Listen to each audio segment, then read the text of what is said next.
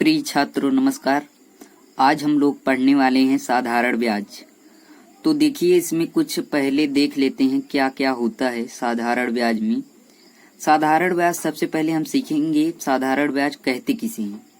तो कोई व्यक्ति जब किसी बैंक आदि से कुछ धन उधार लेता है तो इस धन का प्रयोग करने के लिए उस व्यक्ति द्वारा बैंक को कुछ अतिरिक्त धन देना पड़ता है। ठीक है, जैसे कोई व्यक्ति जब बैंक जाता है तो वह कुछ धन उधार लेता है और वह धन का प्रयोग करने के लिए उस व्यक्ति द्वारा बैंक को कुछ और अतिरिक्त धन देना पड़ता है, उसी को हम साधारण ब्याज कहते हैं। ठीक है, तो इसमें जो पहला है वो मूलधन है। मूलधन क्या होता है? बैंक आदि से उधार लिया गया धन मूलधन कहलाता है। ठीक है, और जो मिश्र धन है, मिश्र धन मूलधन और ब्याज के योग को मिश्र धन कहते हैं। किसको? मूलधन और ब्याज के योग को मिश्र धन कहते हैं। तो आगे हम देखते हैं, आगे है समय।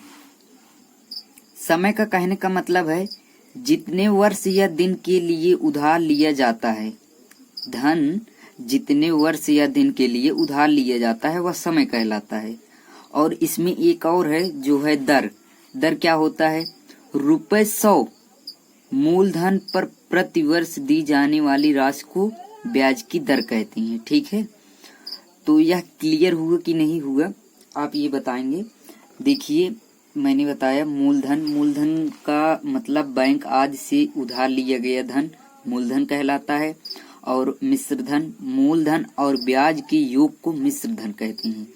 जो मूलधन होता है और जो ब्याज होता है उसके योग को जितना बराबर होगा उसी को मिश्र धन कहते हैं। और समय तो आप जान ही रहे हैं, जितने वर्ष या दिन के लिए उधार लिया जाता है वह समय कहलाता है।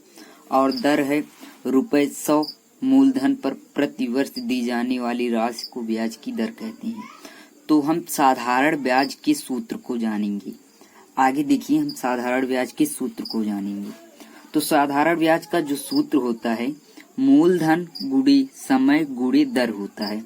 तो मैंने इसको शॉर्ट फॉर्म में लिख दिया है, लेकिन आप समझ जाइए। मूलधन गुणे समय गुणे दर बटे 100 होता है। ठीक है, इतना क्लियर हो गया हो तो मैं आगे चलूं और कुछ इसी पे आधारित, इसी सूत्र पर आधारित मैं कुछ क्वेश्चन को करवाने वाला हूं। अगर ये आपको समझ में आ गया है, अगर नहीं आया है तो वीडियो को पॉज करके बार बार देखिए, आपको आ जाएगा।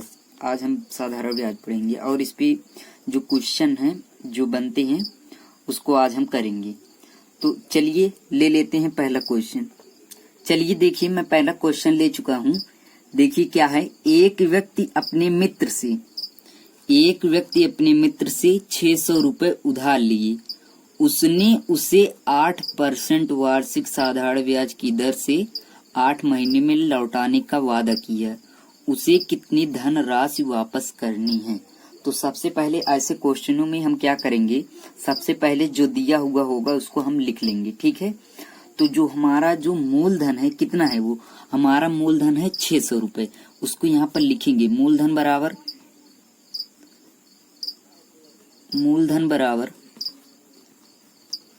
600 रुपए। सबसे पहले ऐसे क्वेश्चनों में हम क्या करेंगे, सबसे पहले जो दिया हुआ होगा उसको हम लिख लेंगे।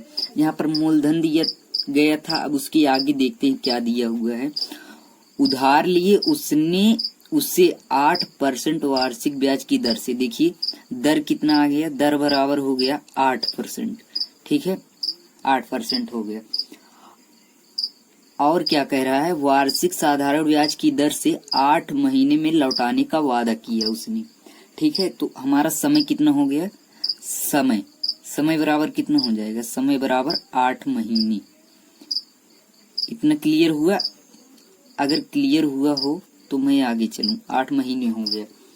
तो देखिए प्यारे बच्चों, यहाँ पर जो हमारा समय दिया हुआ होगा, अगर वह महीने में दिया हुआ है तो उसको हम किस में बदलेंगे, उसको हम वर्ष में बदलेंगे। ठीक है, ये तो महीने में दिया हुआ है लेकिन इसको हम वर्ष में बदलेंगे।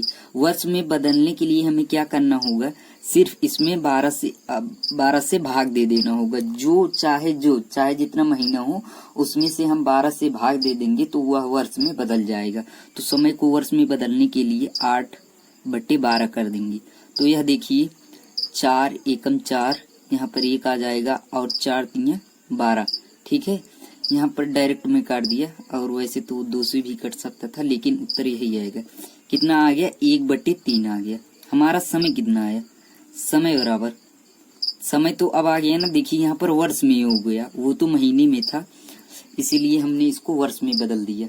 तो 4 एकम 4, 4 3 12, 1/3 वर्ष। ठीक है, तो हम आगे चलते हैं।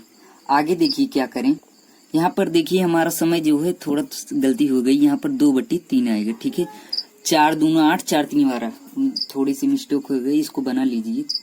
ठीक है, आगे चलें। अब इसमें हम रख देंगे साधारण ब्याज का फार्मूला, जो मैंने आप लोगों को बताया था। साधारण ब्याज क्या होता है तो आपको मैं फिर से एक बार दिखा देता हूँ।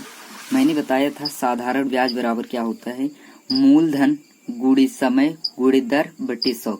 बस यही हमको इसी में रख देंगे तो हमारा आ जाएगा। ठीक है, तो चलिए रखते हैं। यहाँ पर देखिए, तो साधारण ब्याज बराबर यहाँ पर लिख देते हैं, डायरेक्ट ब्याज बराबर लिख देते हैं।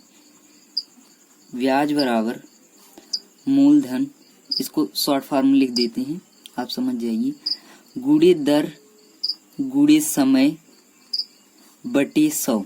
ठीक है, अब हम आगे देखिए, बटे 100 कर दिए। अब देखिए मूलधन हमारा कितना है, मूलधन हमने यहाँ पर देखिए 600 रुपए लिखे हैं, तो यहाँ पर लिखेंगे 600। गुणे दर कितना है, दर हमारा 8% है। और समय कितना है, समय देखिए मैंने यहाँ पर महीने को वर्ष में कन्वर्ट कर दिया क्योंकि इसको वर्ष में निकालना होता है। ठीक है, इसको वर्ष में निकाला तो यहाँ पर 2/3 वर्ष हमारा आया। 2/, यहाँ पर 100 गुणे 3, 2/3 हो गया। ठीक, अब यहाँ पर देखिए ये तो इससे कट जाएगा, मतलब 100, देखिए 100 एकम 100 और 100 छंग कितना हो जाएगा, 600। ठीक है, यहाँ पर देखिए कितना बराबर, आगे देखते हैं, 6 गुणे 8 गुणे 2/3 इतना आया। अब देखिए 3 से यहाँ से कैंसिल हो गया, 3 दूनी 6, कितना आया, 3 दूनी 6, तो 2 गुणे 8 गुणे 2 कितना आएगा, 8 दूनी 16, 16 दूनी 32, 32 जो है वो हमारा क्या आ गया, ब्याज।